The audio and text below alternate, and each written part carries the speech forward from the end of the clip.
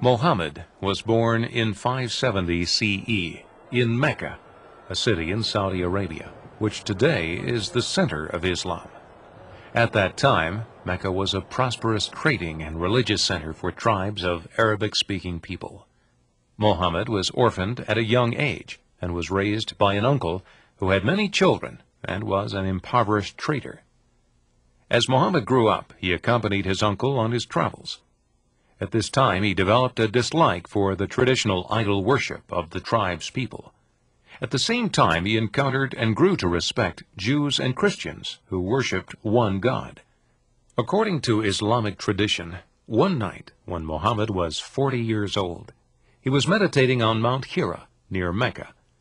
He had a vision of the archangel Gabriel, who commanded, "Mohammed, recite, 'You are the messenger of God.'" As a result of these instructions, Mohammed revealed the beginnings of the Quran. Since he could not write, he communicated the teachings orally to all who would listen. Mohammed's revelations continued for the next 23 years, starting a religion that would change the course of history. Mohammed would often stand in the streets, reciting line after line of God's message to him. The people of Mecca worshiped idols and did not like the fact that he denounced their long-held traditions and threatened to take his life. In 622 CE, he fled to a more tolerant city to the north, now called Medina, the city of the Prophet. During his 10 years at Medina, Mohammed laid the foundations of Islam, a religion that today is followed by 1 out of every 5 people on earth. Several years later, in 630 CE, he led 10,000 of his followers back to Mecca, which was captured with very little resistance. Mecca became the religious center for Muslims worldwide. 2 years after this, in the last year of his life, 632 CE, Muhammad led a great pilgrimage to Mecca.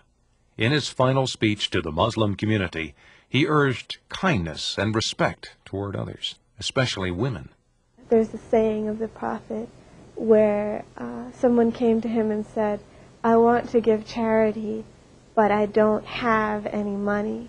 And the Prophet said, then do something for them. And he said, "What if I can't?" He said, "Then smile. Even a smile is a form of worship. It's charity. You are giving someone some portion of happiness."